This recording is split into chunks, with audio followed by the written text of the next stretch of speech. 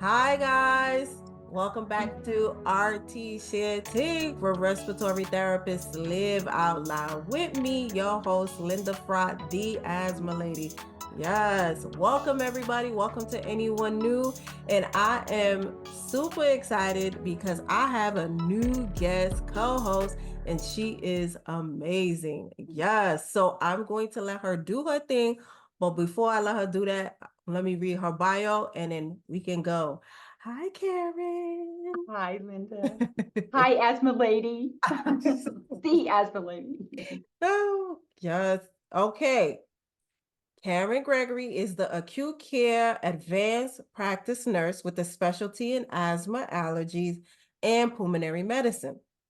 She is a registered respiratory therapist and has been a certified asthma educator since 2002. Sorry. Dr. Gregory is an advanced practice provider at the Oklahoma Allergy and Asthma in Oklahoma City and is an assistant professor at Georgetown University School of Nursing and Health Sciences. Dr. Gregory, clinical interests include asthma disparities in Medicaid and rural population, several asthma, severe asthma, autism, and asthma, enhancing the immune system to improve asthma outcomes. Dr. Gregory lectures on issues related to allergy, asthma, disease management, and is published in those areas. And she's also my friend. Hi. No, thank you. I'm so happy to have you. I mean, if I had to read all your accolades, I'd be here all day. You've done No. so much and you're such an amazing person. I'm just so happy to have you on. So we're gonna get right into this because the vibe is just talking about how to take control of your career and just you sharing your perspectives on that, your career. So the first question I ask everybody, we all have our stories. What led you to the respiratory care To field? respiratory therapist. Well, first of all, I want to say I am so excited to be here. I'm trying not to just jump up and down. And I love living out loud. And I know you and I know. I've worked with you and I love how you live out loud. But I want to thank you so much first for your amazing podcast and all you do and the impact share RT Share Tea. I love your impact and how you empower us as respiratory therapists to be our best. Oh, thank you, Karen. But thank you. But what made my decision to be a respiratory therapist was I always wanted, when I was 7, I wanted to be a nurse. My father was like, no, you work in an office, you wear high heels, you do, but that just wasn't, I love high heels sometimes though, but that just wasn't me. I do also the impact. I have a strong family history of asthma, allergy, and Okay. then COPD. Mm-hmm. My grandfather passed away from end-stage emphysema, Wow. and I was like middle school, high school, and I saw in the hospital what respiratory therapist, how they held his hand as they were doing a breathing treatment, Oh. and because his last breath, just what we all see in our patients with COPD. Mm. So that grabbed my heart for respiratory therapy, but I still had that nurse too, and Mm-hmm. nursing desire. And then my grandmother was a nurse, and she'd always bring stuff home from the hospital, and we'd play babies on the ventilator and all that stuff. So Okay. that was it. Okay. Playtime. Playtime. So, but I always, and as a child, I always wanted to, I knew I wanted to help people. Even as a little kid, I knew I had that, just that instilled in my heart. My mom worked in a veterinary clinic, and so just kind of I knew veterinary medicine wasn't for me, but I wanted to take care of people. Okay, okay. Well, it's very similar. I have a family full of nurses and but I knew that wasn't the path, Right? but I knew I was going to end up in the healthcare field also because I wanted to help people and of course I didn't know anything about respiratory, but that's kind of how a lot of us start off, like, Yes. you know. But thank you so much for sharing that, Karen. So uh, Karen, do you want me to call you Dr. Gregory? Do you No, feel Karen. I Oh, always want to be I know we friends, We're but I want to we're make a sure. team. You just call me Karen. Oh, thank you, Karen. So, okay, so how was your journey transitioning from respiratory therapist to advanced practice nurse? So, Nurse. how long did that take you? How did you navigate through that? It it was a deep decision, but it's something that I had this burning desire to dive deeper into my profession. Okay, And I love being a respiratory therapist. I will always be a respiratory therapist. I see that. My license are renewed. I mean, it's Yeah, all CRCEs and but I love blending the two. I love blending nursing and respiratory therapy I together. see that. And it really just it kind of empower I mean, coming from two directions, it's nice, but I plan my academic goals. I had lifetime goals and short-term goals and long-term goals like you do. Mhm. I know you. And but I tried to work around my family and my work and as I could go. But and then when I guess the main thing that helped me was my colleagues being my cheerleaders, and like when you feel Okay. like you want to give up, you can't give up. It's And then like I tell my students, what do we do with these obstacles? You knock them out of the way and just power through. Mhm. But you can't do it alone. And I always had to stay organized and disciplined and stick to a strict schedule. I try to make my schedule fun. I would do outlining in colors, like, yay, today's Right, this color, right.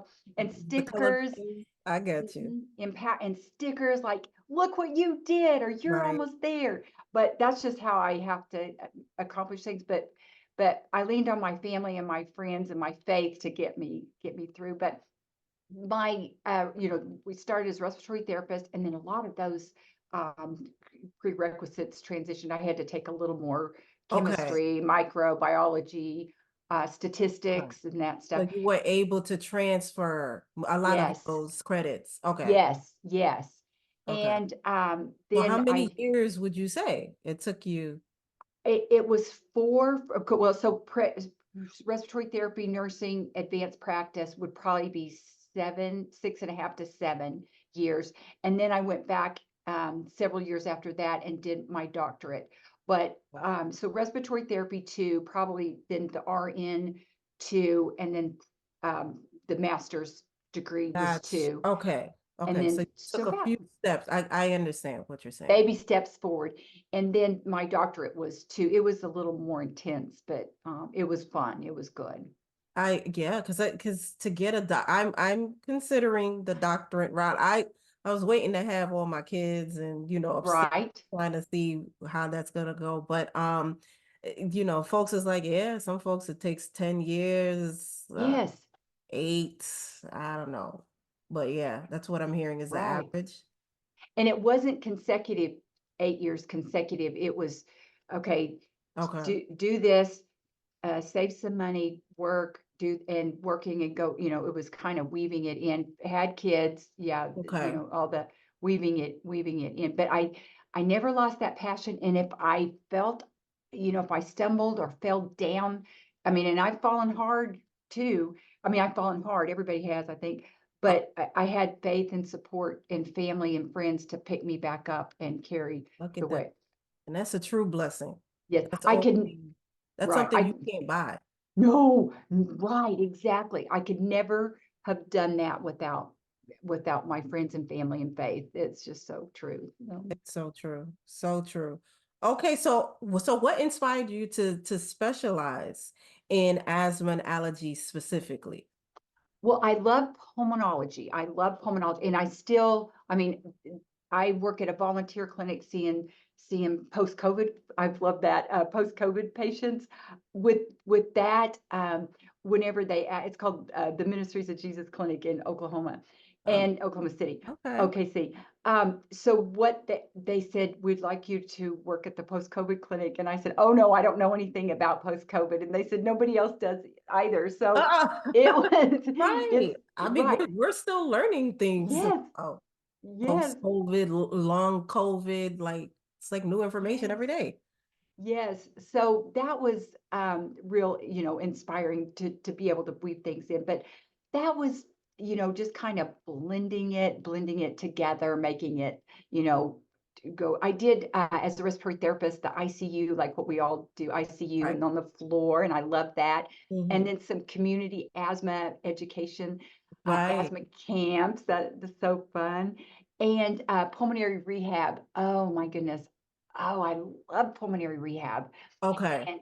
And just to see patients, walking on the treadmill and Okay. go Mhm. my I know I'm getting off task here, but my favorite thing about pulmonary rehab was taking the patients to lunch, and they all Okay. had their oxygen cannulas on because they wouldn't go out to eat. Right. So they wouldn't go out to eat because they had cannula. I mean, they were embarrassed, but we all went as a group together, and I Nice. I yeah. love it. I love that. Okay, so yeah, like a support group. Everybody Yes. hanging out, eating lunch together. Everyone has their oxygen on Yes. and just hanging out, having a good time. Uh, It's there to it encourages them to go outside. yes, I love that. I love that. And I told them I'd put a cannula on too if they needed me to. So Yeah, I'll be part of the crew. I would just throw it yes, on. yes. Yeah, why not? Okay, I love that story. So as someone deeply involved in healthcare, so how do you balance the demands of our profession? It work. Oh, that's a hard one. Work. I But we all especially, you know how it is, especially as a woman, as a mom, yes, wearing all these hats. You're an yes, adjunct professor, you have your own patients. Like, how do yes. you I try to do work-life balance, and, it's hard because, I mean, I love seeing my kids excel, and, I do doing the family stuff, but since we're focusing on career, I love seeing patients excel, Mhm. but I know sometimes I have to step back and say, "Oh, okay, let me talk about this tomorrow," or someone Right. with my family here. But the work life, or we'll be on like, on maybe out to dinner together as a family, and somebody calls, but they're going to the emergency room. I am blessed because my family's so, oh, mom, get that. What's going on? There's no like Yeah. negative Hmm. connotation, I no get it. negative like, mom, you're with me, any of that. They But understand. I got yes, yes. But I believe that work-life balance it impacts all areas of our life. So in letting go of perfectionism, I think yes. we have that. I know you, Yeah. but You to me, gotta be you have grace. Grace. yes, and grace Yes. and kindness. And I know I saw a sign that we need to sprinkle kindness like confetti over everything, Yeah. um, but trying to remember to be kind, even though you're so exhausted that you can't, go. But to answer the question, how do we balance the demands? I think keeping a schedule and uh, scheduling in a day, a day to go run in the park or go play in the park, Mhm. scheduling in your workout time, is keeping that Yes. schedule just precise, not only work but add family and balance. And that is how I try my best I'm not perfect, but I try my best to keep everything in, all the balls in the air from coming down and Right. Like crashing. juggle everything. Yes, I totally agree, Karen. What we started to do, because I gave up some of my weekends to work, to still do some bedside patient care. So I had to figure out with my husband, like we used to do the date night. So now we have yes. day dates. So instead of Day date dates. night, That's I mean date perfect. night, we have day dates. So we go. I love that. Right. So while the baby's in daycare, so I have a 2-year-old, Yes, we'll fit in because he's in daycare until 5:30. So we'll meet up after my husband gets out of work and we'll try to fit in a quick day date. So that. it's just us hanging out, having a drink, eating, Yes. good convo. So Uh, yeah, it I'm helps. gonna steal that. That is a great idea. And do you just like schedule it like every We schedule it in. So we'll look at both our schedules Okay. Be like, okay, I'm getting out of work at this time, and I'll be like, oh, I have like a free slot here, and then we'll pencil in day dates, and it could literally be just like 3 hours or four Yes. hours, but it's better than no date. No hours. Yes, Right. exactly. I love that. Yeah, yeah, yeah. All Dates don't have to be always at night. correct, correct. That's what I'm saying. So we transition. We'll still, if we have the sitter, we'll have fit in. That's a blessing in itself too. Yes, yes, I'll fit in one date night a month if I can have that. But we'll substitute, like we said, with the day dates, and it's been working Oh, out. It's I been working. love that. I Mm-hmm. never thought of date. That's awesome. Yeah, it's sometimes you just have to think outside the box, Yes, pencil something yes, in. It works. And that's why I love what you said about the time management and yes. the family stuff too. So okay. So you are someone that supports and advocates for the respiratory care profession, even as an advanced practice nurse. So why do you do that? You don't have to. Why? But I love the fact that you do that, because I know even when I read your bio, and Oh, when we met thank in you. person and when we worked together, I really do feel like you really represent respiratory, Yes. and you represent being an advanced practice nurse. And Yeah. I'm like, I don't I don't see that too often. So what Well, makes you continue to do that? I'm a strong advocate for nursing, and I mean, I love nursing too, and I love the advanced practice role because I like to dive deeper into patient care, and seeing our patients excel.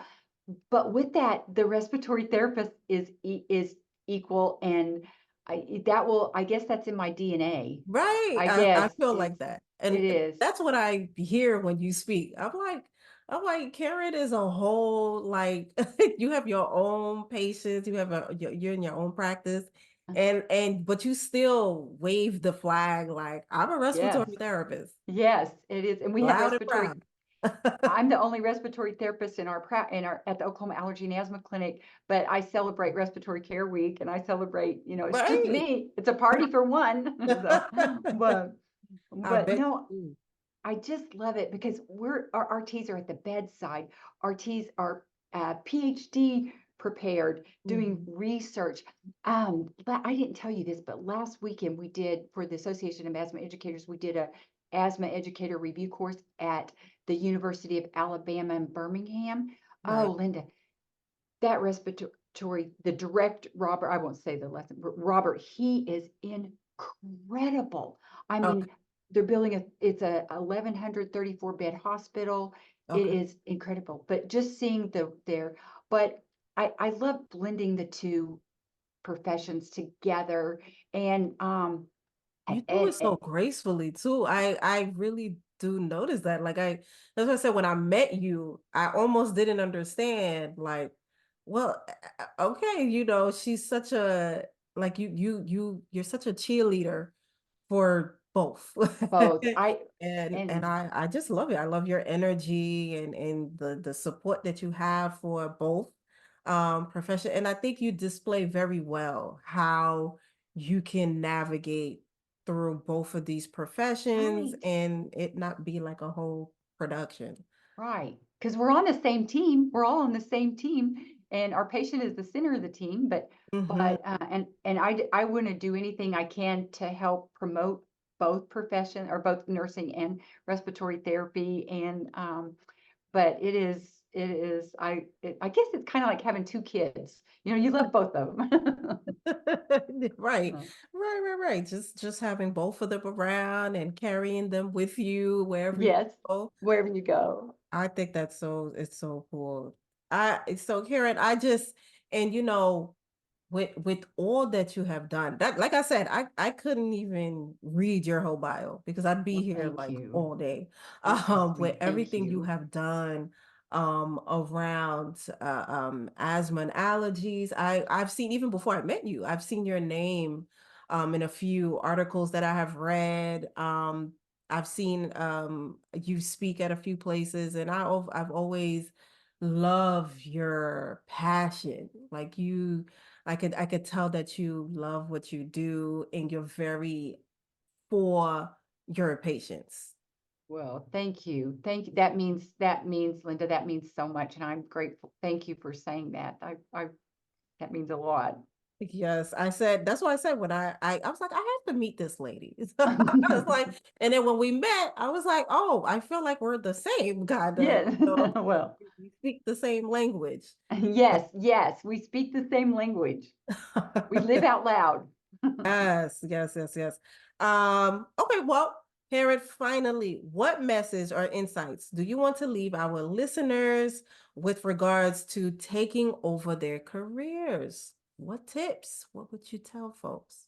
I I love what you say, live out loud. That is the best, but never, ever, ever stopping. And the world needs to know that RTs are equipped with knowledge, expertise, Mm.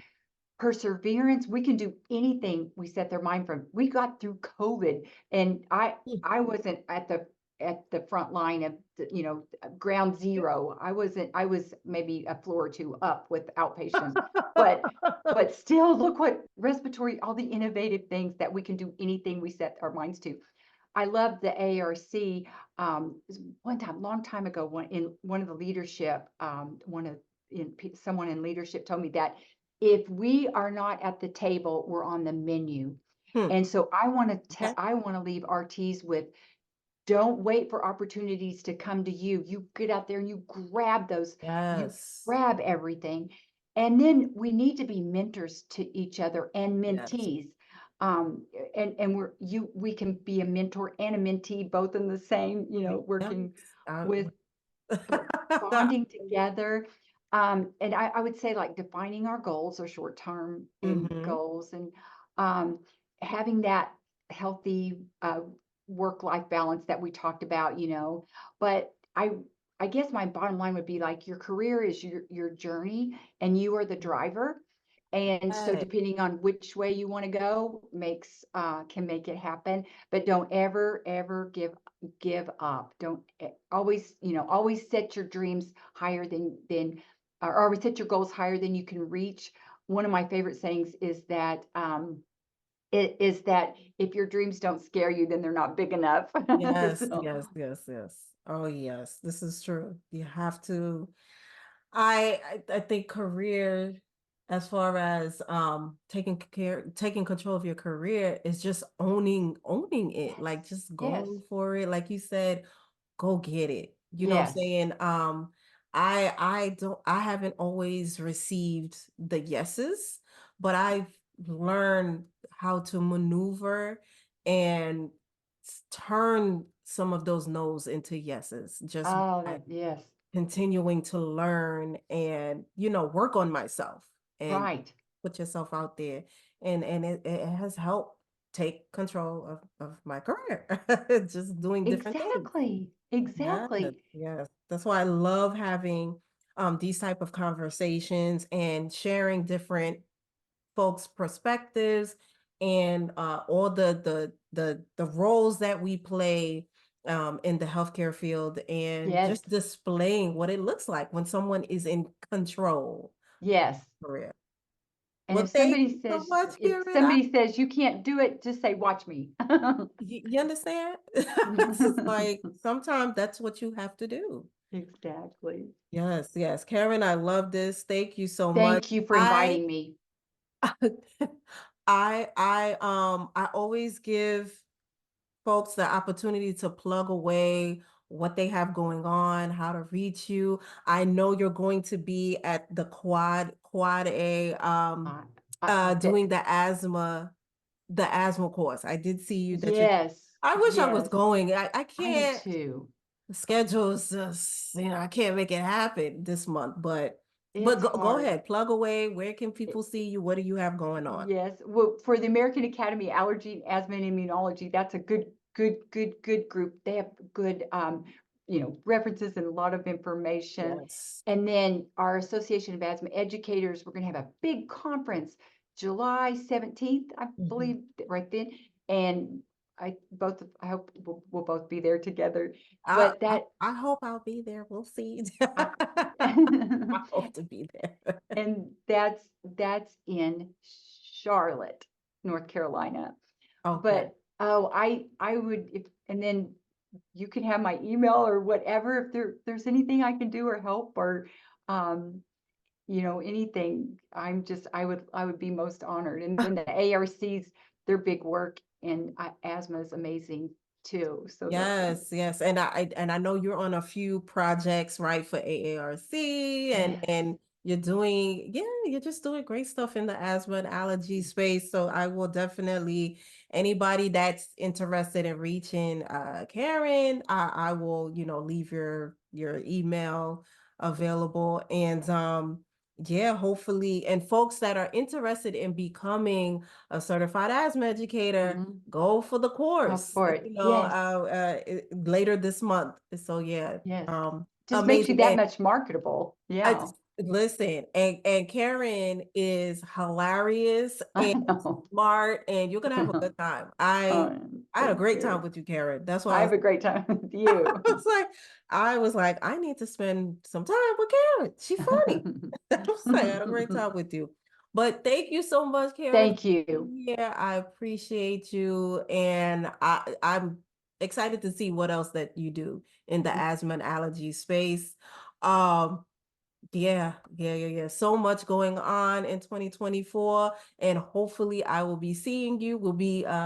Our paths will be crossing. So let's Yes, hope. I can't wait. Putting the prayers up. Yes. Yes, guys. Well, thank you so much for being here with me, for being here with us. And remember that Rts Share Tea podcast is on most podcast platforms on Wednesdays and on YouTube on Thursdays. And so, yes, thank you so much. So much more to come. And just remember to invest in yourself and to only compete with yesterday's version of you. I'll see you next time. Thank you, Karen. Bye. Thank you.